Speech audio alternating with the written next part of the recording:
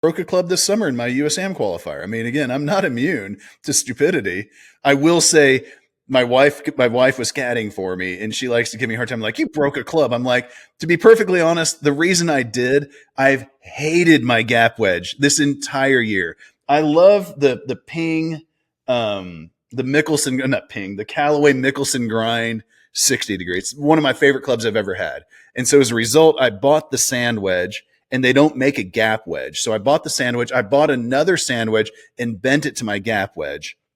And I've hated it all year, but I don't play enough golf to fix it.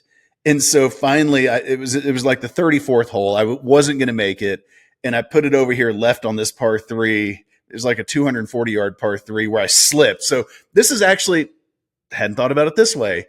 One reason I tell players to not get mad about, like, don't sweat the small stuff is because it builds. So, like, let's say you miss a 7-foot putt and you react, and you're like, damn it. Well, now if you walk up to the next tee and you happen to hit a bad drive, you've kind of primed yourself for some anger. And I probably needed to play the last 4 holes 3 under, maybe 3 or so under to qualify.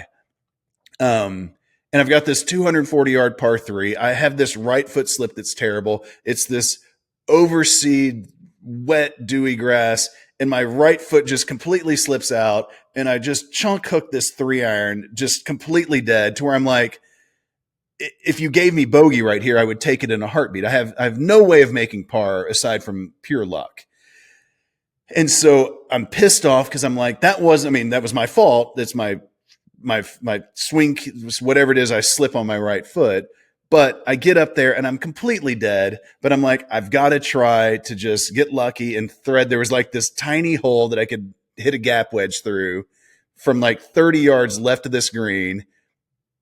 Again, this is where it's like, it's qualify or not. Like, this isn't a golf tournament where I would have been like, if it's a golf tournament, let's just try to make sure we don't screw this up too much. But I'm like, I'm going to fire it through this tiny hole in the tree, and it doesn't make it, not surprisingly. And I just launched my gap wedge into the tree, which broke it. But so I had actually completely primed myself to be pissed off.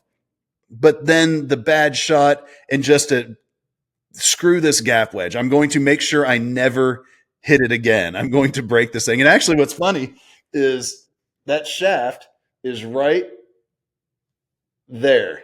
That white grip, that is the shaft of that club, because I'm like, it's sitting next to, I'm going to grab it. Hold on.